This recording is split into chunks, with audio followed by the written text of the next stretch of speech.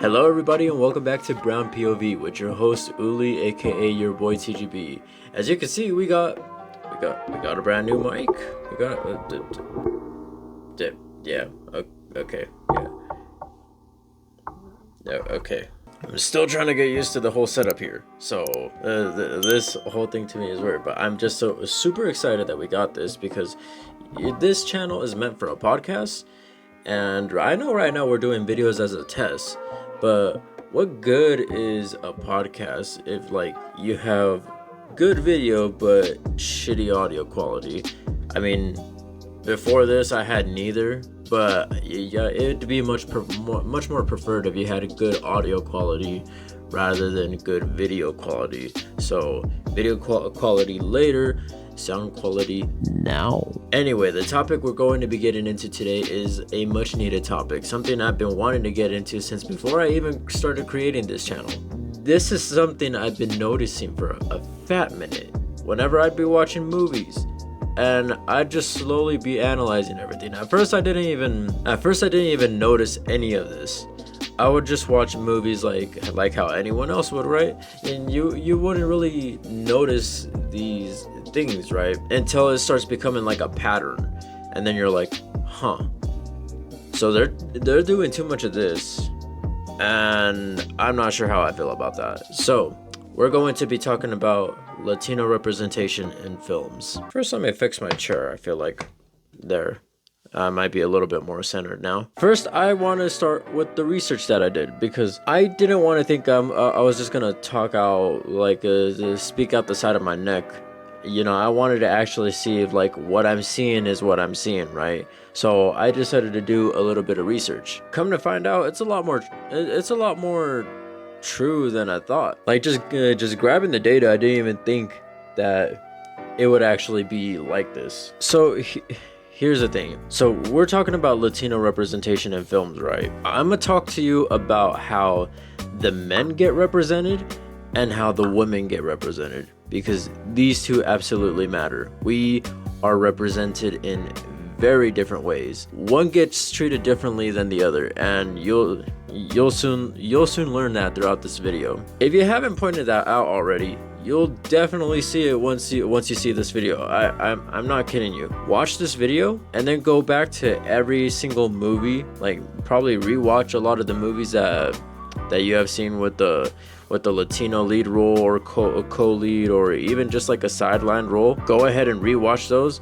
and tell me if I'm fucking lying. Now, the data and stats that I've got here are from USC Annenberg Inclusion Initiative. And just so you guys know, the USC Annenberg Inclusion Initiative, it says right here, they analyze representation across film, television, and music, focusing on gender, race, ethnicity, LGBTQ+, and disability, while providing actionable solutions to tackle inequality. So according to their stats, only 4.5% of speaking characters across 1,200 top films between 2007 and 2018 were Latino. Only 3% of lead or co-lead roles went to Latinos in that same period. In 2022, only 8.5% of lead roles went to Hispanic and Latino actors. Latinos make up roughly 19% of the US population, which is 65 million people. More recent reports showed no significant increase in Latino leads in recent years.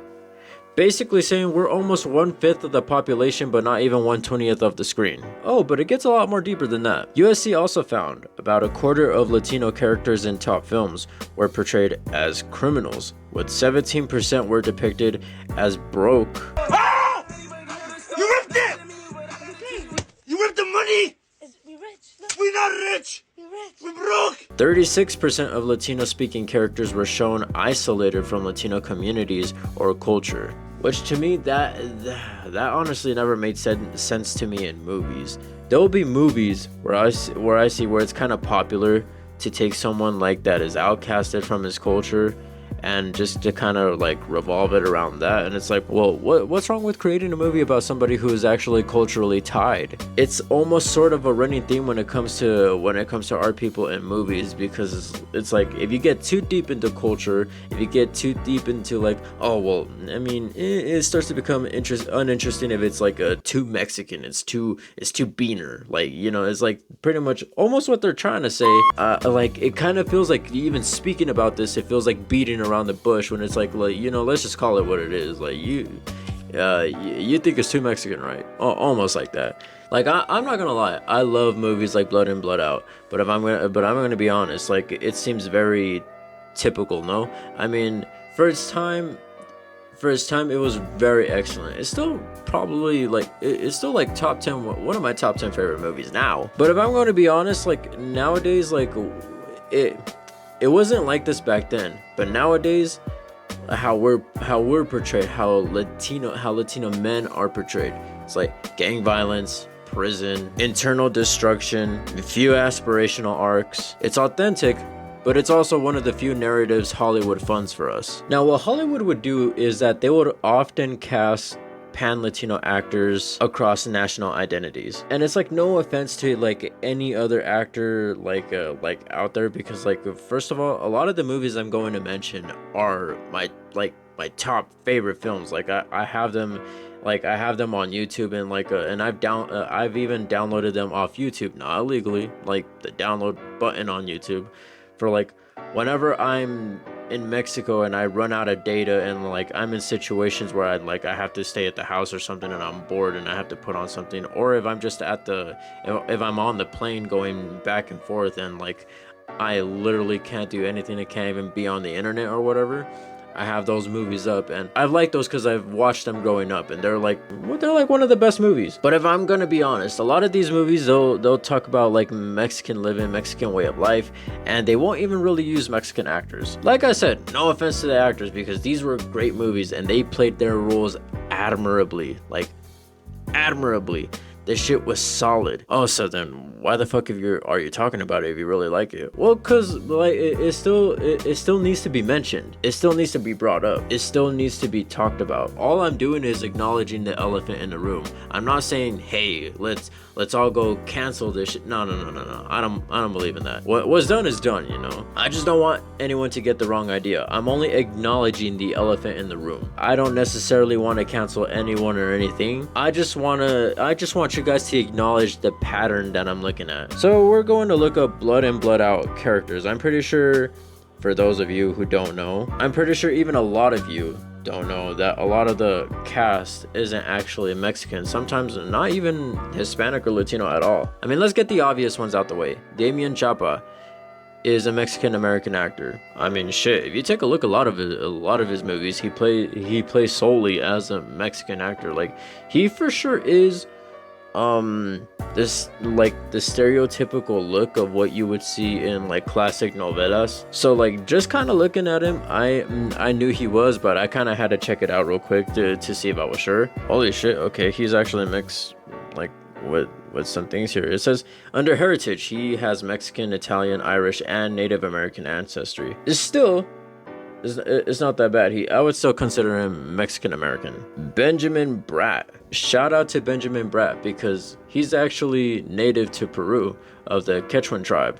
It says here his father is a German English American, but his mother is actually native to Peru and is like very prideful about being native to Peru. She's not just prideful, but it's like she's an activist. So I would imagine that Benjamin Bratt is also pretty prideful about being indigenous to Peru. Nevertheless, no Mexican. And like I said, that's not necessarily a bad thing. Jesse Borrego. If I'm not mistaken, I think he's actually, I think he for real is Mexican American. I kind of hear it in his Spanish too, because for those who don't know, Jesse Borrego plays as Crucito in Blood In, Blood Out, and there's an English version and Spanish version to the film. He actually dubbed his own Spanish parts. Let's see. Jesse Borrego was born in San Antonio, Texas, to Gloria Flores and Jesse Borrego Sr. in a accordion player and singer of conjunto Mexican music. All right, no, he Mexican for sure. I don't even need to look any further for sure. If the slang and accent, the way he speaks Spanish doesn't prove it,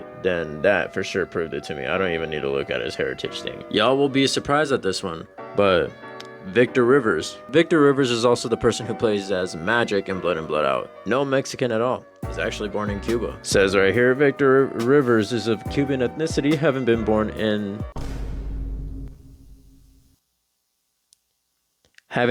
in Sancti Spiritu Cuba, or Spiritus, like, I'm not sure if that was supposed to be pronounced like that. No mami! Sancti Spiritus Cuba, and immigrating to the United States as a toddler. He often speaks about his heritage and experiences as a Cuban immigrant. I'm not gonna lie, when I was looking at his photos here, because in the movie, obviously they make him look like really for real like Mexican with the Pancho Villa Emiliano Zapato type, kind of facial hair. Looking at his pictures here, I almost thought he was like European or something. Danny Trejo plays as Geronimo, and he's Mexican. I think he's also native to the Apaches, I think, if I'm not mistaken. No. He's native to the Yaquis. That's what it is. Okay. So yeah, he's Mexican American, but he's native to the Yaquis. Carlos Carrasco, who plays as Popeye, is he's actually Panamanian. And for those fools that can't look at a map, Panama is in Central America. So just under those countries under Mexico, above South America, just right there in that little bridge. That's pretty much the point of what I'm talking about, is that they'll use what Hollywood does is that they'll grab pan Latino actors across national identities, and they'll cross them together to make whoever they need to make, right? So they'll be oh, you're Latino, yeah, well, you're not Mexican, but it doesn't really matter. We'll just grab you, you're gonna be playing as a Mexican, you're gonna be doing this and that, blah blah blah. You get the point. Here's the thing, they all played their roles admirably. I cannot even complain about any single one of them, because they played their roles so well. And they represented it in the movie as they should, and the movie is still top 10, one of my favorite films I ever seen. I still have to acknowledge the elephant in the room, because it's you guys made this in Southern California. You're telling me you could not find a Mexican to play as a Mexican? I mean, but again, I'm not saying that it should be remastered or it should be changed or anything should change. No, like I said, these are one of my favorite movies, but there is so many other films out there that they've done this same shit, and it wasn't really needed. You know what I mean? That pretty much tells you that Hollywood kind of treats Latino identities as interchangeable.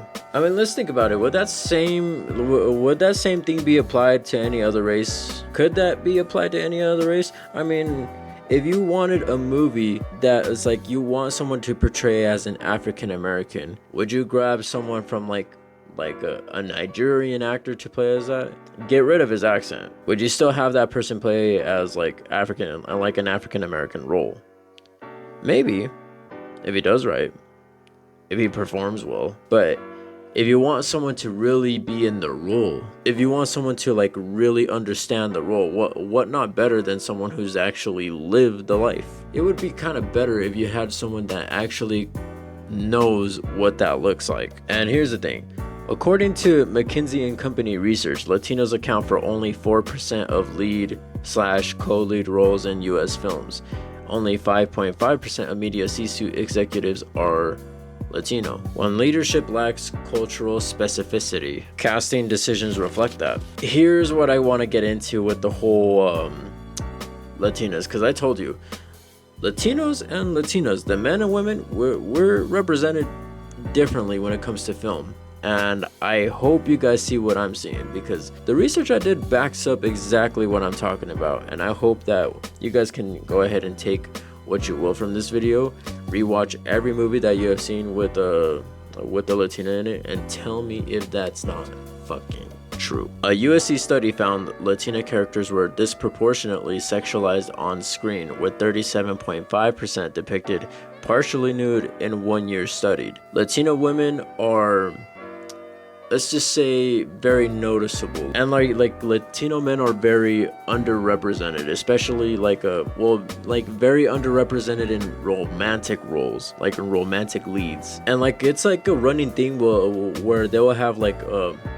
where brown couples are like barely stable in films, and they just have to have something like a I don't want to say forced narrative, because like there's so many people that like, and there's so many people in politics that like to use that word, but I really can't say anything else about it, but they try to force the look that like, oh well, like brown power couples are like they're not stable, they can't handle their like relationships with their own people, but when they're biracial couples, it seems to work out a lot more well. It's almost like a condescending jab. And like I said, it sounds like the way I'm saying it sounds bad only because I'm not trying to beat around the bush. I'm kind of just trying to like acknowledge what's going on, because like you could put these things in plain sight and not in a noticeable way, but I'm gonna shove them right here and be like, you know what is this?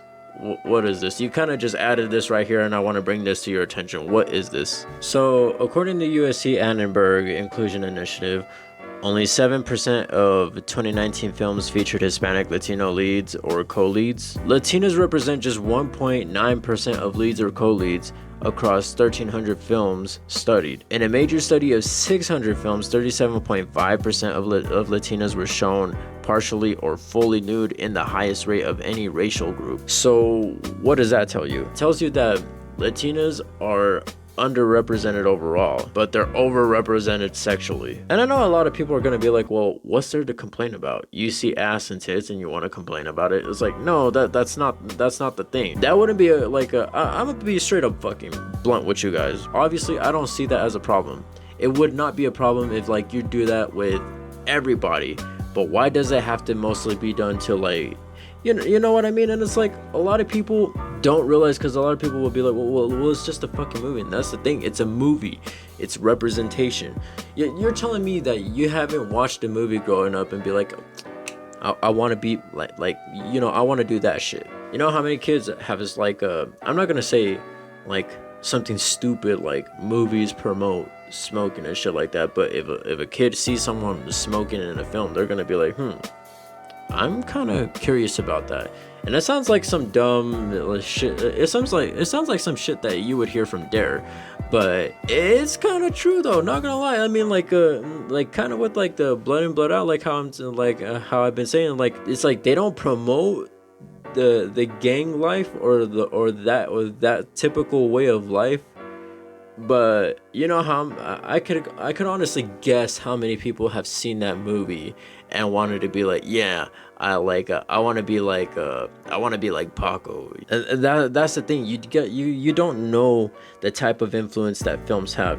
You know, with music, there's a video that I found, like they've actually done a study where like music is like one of the only things that hits the subconscious of the human mind. Like this is why a lot of people can judge you and can tell what kind of person you are just by the type of music that you listen to, because music hits that part of the subconscious that like just like regular conversations can't get to like that, you know, because people connect to music on a very, very much on a deeper level. So they'll listen to things that like they truly feel. Like it's weird to explain it, but just like be around someone with a distinct personality and tell them to throw on a playlist. Be like take them for a car ride and be like, hey, you got the aux, put on whatever you want, check out whatever they play, and tell me that does not sound like some shit that they would play. I'm telling you that music hits that part of the subconscious that regular things can't, and it's almost the same exact way with movies. That's why portrayals are so important. So when you have Latinos being shown full fucking nude, and Latino men are being seen as like a broke, stereotypical, or violent, what does that tell our community? Honestly, be honest here. How do you see shit like that being shown to your community? I'm pretty sure there's other communities out there that have thought the same thing with how their communities are being portrayed in film. I'm pretty sure Like I'm more than likely sure that we're not alone in this boat. So with all the gathering that I've done and everything, I got the pattern here. I made it easier because like I'm not gonna lie, I've had a little bit of help here, because with everything I just seemed scattered. My overall point is that Latinos are disproportionately sexualized. Latinos are underrepresented as romantic. Interracial pairings are more visible in youth media, and objectification increases via camera framing. So like I said, Latinas are frequently seen as passion, spice, ooh, exotic, with like sexual intensities. Like our women are definitely super exoticized and fetishized in films. But when it comes to our men, if we're even there, because most of the time we'll be absent, but if the times we're not, we're seen as like criminal, violent, or stereotypical, kind of laughed at and clowned on. Audiences can feel that sometimes. Like Hollywood repeatedly positions Latinos as desirable across racial lines, but rarely positions Latinos the same way in return. Like tell me, if Latinos are always seen as objects, and Latino men are so underrepresented as like romantics, really, tell me, what does that tell you? Like I can name a lot of films where this was actually portrayed. So there's a movie called Fools Rush In, right? They have this family dinner scene, right? The white dude, I forgot this actor's name, and it's like no offense to him, it's like this dude is also he was also in Friends. I've never seen that show growing up, but like I barely know this actor. However, he's supposed to represent the eye of the audience. Like he's supposed to be like this normal dude. He pretty much is like viewing things through the view of the audience. He's supposed to represent the normal guy, right? And he's at a he's at a Latino family dinner. And then all of a sudden he sees this Latina woman. You hear the music, the warm lights, the spicy, the exotic, the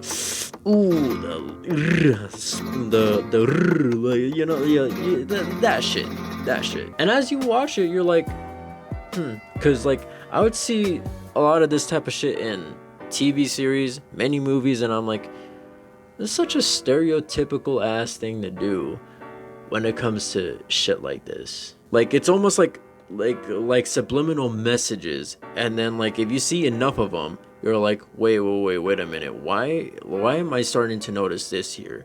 And I saw the same thing over here, and it's like reappearing all the time now that I notice, and I go back to watch all the things that I've liked, and I'm noticing them again even more and more. So it's almost it's almost exactly like that. Now that I watch a lot of my favorite movies, or even new movies, I notice that shit a lot. Like Harold and Kumar. It's one thing to have like a movie where and even though I know how Harold and Kumar movies kind of work, they like the racial stereotypes in that movie. It's like very much done on purpose, where like Asians are seen as too Asian, touch into the stereotypes. However, if I'm gonna be honest, when anytime the Maria girl pops up, the best example I could give is when it's not bad, because like Harold is supposedly like a very respectful kind of guy. Maria represents herself very well, but then it starts as you watch the movies throughout, you'll start to like see more of Maria's character, because the movies are mostly about Harold and Kumar. And you'll get like little sideline pieces of like these side characters, right? Or these co-leads, whatever you want to call them. Harold and Kumar go to Guantanamo Bay. All right, you know what? That's small. Like you were kind of like, it was like, but like it's still small, right? Until they made Harold and Kumar, Merry Christmas, Harold and Kumar. As soon as her family comes in, they get a shot and a glimpse of her ass and whatnot, and then like I said, Harold and Kumar, those movies, like they're passable only because like they touch into stereotypes within every race and religion and stuff like that, because that's how that movie works. It's a part of humor, and it's one of my favorite films actually. Like all those three films, but like I said, The whole Maria part kind of doesn't surprise me, and almost doesn't feel like a, because it wouldn't surprise me if another movie that doesn't touch onto stereotypes like that were to do that same exact shit, because I've seen different cases where that was the case. Oh, and another thing, just to touch on again onto the whole them recycling Latinos and them being interchangeable actors in different movies and whatnot. Shout out to Lou Diamond Phillips, and I honestly I love every single thing that this actor was in, whether that be Stand and Deliver or like some episodes of George Lopez or even La Bamba, one of my favorite movies. But I gotta be honest, Lou Diamond Phillips isn't even American at all. Like his heritage isn't of the Western Hemisphere is what I'm trying to say. I found out very late that he's actually Filipino. I'm not mad at him because, like I said, I'm not mad at any of these actors. They played their roles admirably, and like I said, La Bamba is one of my favorite films. But it's just one of those things that you're kind of like you're not upset at the actor. You're kind of upset with like damn, I for real thought he was like Mexican. Lou Diamond Phillips, shout out to Lou Diamond Phillips. He always plays as like either a Mexican role, Chicano role, or like I even noticed that there was a movie where he played as a native, and I wanted to watch that movie. I seen it was for free on YouTube, and I wanted to watch it because I haven't seen it. But I noticed like he was on the front cover, and I wasn't sure if it was a native movie or not, because this was prior to me finding out that what's it called, because I found out about him being Filipino like late, and like I just barely saw this movie like a week ago on YouTube or something like that, and I was like, is this a native movie though? Because like he's Filipino, and is like I said, they do use actors interchangeably like that, and it fucks with me a lot. I almost feel like they should kind of use people like if you're going to make a native movie, at least get native interchangeable actors, you know what I mean? Kind of like with Smoke Signals. In Smoke Signals, most of the actors, a lot of them, if not all of them, were native, but most of them were Canadian natives, and the movie was about these native people from the tribe of Coeur d'Alene, which is in Idaho. I think the only ones in there that are native to the US is Thomas and that one girl that drives the car backwards. But no disrespect to Lou Diamond Phillips, he does play his roles admirably, and he's good at what he does, for real. He fucking kills it every time. With George Lopez, with Stand and Deliver, La Bamba, he killed it really well. Even though I gotta be honest, I don't even think he looks like the actual Richie Valens, but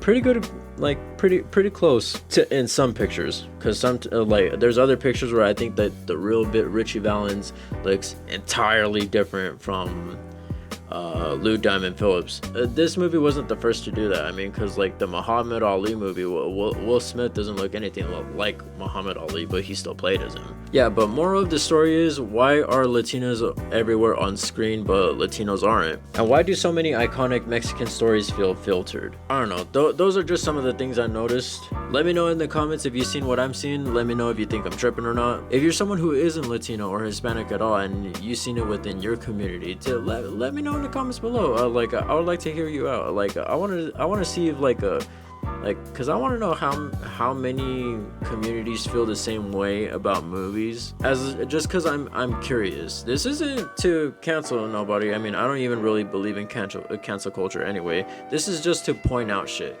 So let me know in the comments down below if you agree with what I think, or if you have some opposing thoughts. I'll be reading them, trust me, and I would like to know if people think the same way, or if people feel the same way of that Hollywood does that to their communities. Yeah. Also, let me know, suggest me any more topics in the comments below. I'll check them out. We also have some upcoming topics that we have going on. I will also be talking about Latino representation in games as well as music. But yeah, that is all for today, guys. This was my brown POV, and I'm out.